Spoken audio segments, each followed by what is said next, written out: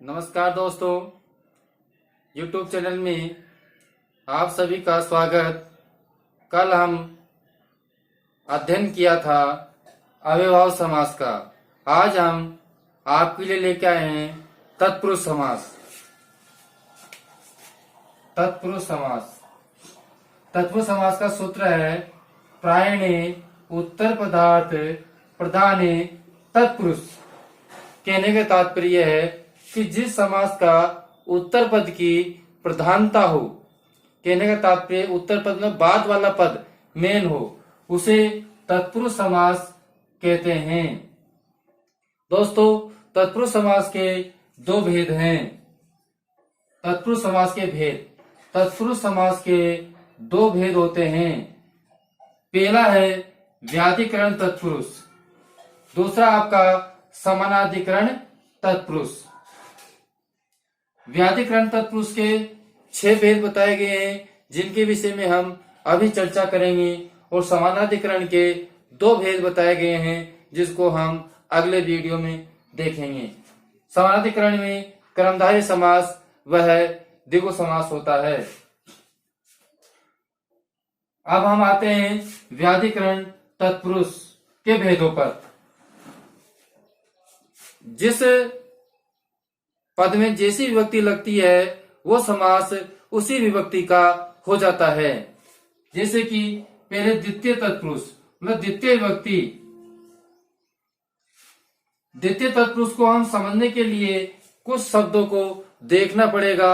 वह शब्द है आपके उत्तर पद में अगर आश्रित, अतीत, पतित, गत, अत्यस्त, प्राप्त, आपन्य, अगर पीछे वाले उत्तर पद में ये शब्द दिखाई देते हैं तो ये मान के चलिए कि आपका वह द्वितीय तत्पुरुष समास है। इसी प्रकार तृतीय तत्पुरुष के अंदर हम गुणवाचन मतलब गुणवाचक शब्द देखेंगे। उन गुणवाचक शब्दों को देख करके हम तृतीय तत्पुरुष समास को समझ सकते हैं और उसमें बता सकते हैं कि इस शब्द में तृतीय तत्पुरुष है। इसी प्रकार चतुर्थी तत्पुरुष, चतुर्थी तत्पुरुष में चतुर्थी तदा अर्थ है, उनका अर्थ है जैसे बलि अर्थ में, हित अर्थ में, सुख अर्थ में और रक्षित अर्थ में। ये शब्द अगर आपके पीछे आते हैं, उत्तर पद में आते हैं, तो ये मान के चलिए कि वो आपका चतुर्थी तत्पुरुष समास है। इसी प्रकार पंचमी तत्पुरुष समास, पंचमी तत्पुरुष समास में बहन मतलब बह या त्रास, त्रास होता है रक्षा के योग में, तो बह और रक्षा के योग में आपके पंचमी तत्पुरुष समास होता है। इसी प्रकार दोस्तों छठी तत्पुरुष समास, षष्ठी तत्पुरुष समास में हम किसी के साथ संबंध को व्यक्त करने वाले जो शब्द हैं उनको देख करके हम षष्ठी तत्पुरुष समास को समझ सकते हैं। जैसे राज्ञ पुरुषे, राजा का पुरुष, इस प्रकार के शब्द आएंगे, वहां पर हम षष्ठी तत्पुरुष समास लगा सकते हैं। आगे देखिए दोस्तों सप्तमी तत्पुरुष समास। सप्तमी तत्पुरुष समास में सोंडे इत्यादि शब्द आते हैं, उनको देख करके हम सप्तमी तत्पुरुष समास समझ सकते हैं। जैसे अक्षेश सोंडे। तो इन प्रकार हम इन शब्दों के माध्यम से समास का नाम व समास की विभक्तियों को पहचान सकते हैं। अब हम तत्पुरुष समास को उदाहरणों के माध्यम से समझते हैं। इससे पहले किसी ने चैनल को सब्सक्राइब नहीं किया है तो वह सब्सक्राइब कर देवे। दोस्तों समस्त पद, विग्रह और समास, समास का नाम मैंने आपको अभी बताया था कि उत्तर पद में जो शब्द आते हैं उन शब्द को देख करके हम उसमें तत्पुरुष लगा सकते हैं। जैसे यहाँ आपके शब्द है कृष्ण प्लस श्रित, उसमें मैंने आपको द्वितीय विभक्ति में बताया था कृष्ण आश्रित। तो श्रित को देख करके हम कह सकते हैं कि इसमें द्वितीय तत्पुरुष है। विग्रह करने पर क्योंकि श्रित के कारण श्रित के कारण इसमें द्वितीय विभक्ति है, इसलिए पूर्व शब्द में संज्ञा में हम द्वितीय विभक्ति लगा देंगे और कृष्णम श्रित इस प्रकार बना देंगे और समास का नाम लिख देंगे द्वितीय तत्पुरुष समास।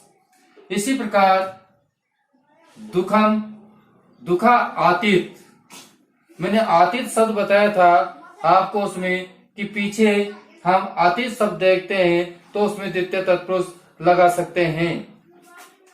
तो आतिथ को देख करके पूर्व शब्द जो संज्ञा है उसमें हम लगाएंगे दुखम अतीत और समास का नाम लिख देंगे द्वितीय तत्पुरुष समास। इसी प्रकार धन्यार्थे, दोस्तों मैंने गुणवाचन शब्दों के लिए जो गुणवाची शब्द है ना, उनमें तृतीय तत्पुरुष बताया था, जैसे धान्येन अर्थे, धान्य के अर्थ में। तो इस शब्द का अर्थ देख करके हम धान्यन शब्द में तृतीय विभक्ति लगा देते हैं और हमारा समास बन जाता है तृतीय तत्पुरुष समास। इसी प्रकार अगला मेरा उदाहरण है भूत बलि। भूत बलि, बलि शब्द मैंने आपको उसमें बताया था, तो उसमें बलि शब्द को देख करके हम उसमें चतुर्थी विभक्ति लगा सकते हैं। तो ये बन जाएगा भूतोभ्यो बलि, मतलब भूतों के लिए बलि। और इस बलि शब्द को देख करके हम इस समास का नाम लिख सकते हैं चतुर्थी तत्पुरुष समास। दोस्तों आगे का उदाहरण देखते हैं चोर भयम। भय के योग में, भय के कारण में मैंने आपको बताया था कि पीछे अगर भय शब्द आता है तो उसमें हम पंचमी तत्पुरुष समास कर सकते हैं और चोरात भयम लिख करके इस समास का नाम पंचमी तत्पुरुष समास कर सकते हैं। आगे देखिए, जैसे राज पुरुषे, राजा का पुरुष या संबंध बताया जा रहा है, तो इसमें हम षष्ठी विभक्ति लगा सकते हैं और राज्य पुरुष है, अर्थात इसमें षष्ठी तत्पुरुष समास हो जाएगा। इसी प्रकार मैंने षष्ठी तत्पुरुष का एक उदाहरण लिया है विद्यालय, मतलब विद्यालय के लिए आले। तो आले को देख करके ये संबंध है विद्यालय के लिए, आले है भवन के लिए, तो इसमें हम षष्ठी विभक्ति लगा देंगे विद्या आले और हमारा समास हो जाएगा षष्ठी तत्पुरुष समास। अक्ष सोंडे, अगला उदाहरण है अक्ष सोंडे।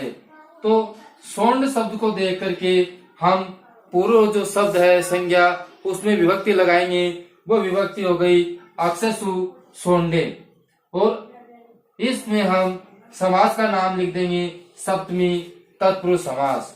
तो दोस्तों इस प्रकार हम तत्पुरुष समास को समझ सकते हैं। उनमें जो पीछे दिए गए जो शब्द हैं उन शब्दों के माध्यम से हम समास में ये पहचान सकते हैं कि ये द्वितीय तत्पुरुष है या तृतीय तत्पुरुष है या चतुर्थी है या पंचमी है या षष्ठी है या सप्तमी है। इस प्रकार उन शब्दों को देख करके हम समास का नाम लिख सकते हैं। दोस्तों मेरे वीडियो को लाइक, शेयर, सब्सक्राइब जरूर करें और नीचे दिए गए बेल बटन को जरूर दबाएं, जिससे कि मेरा वीडियो आपके पास पहुंच सके।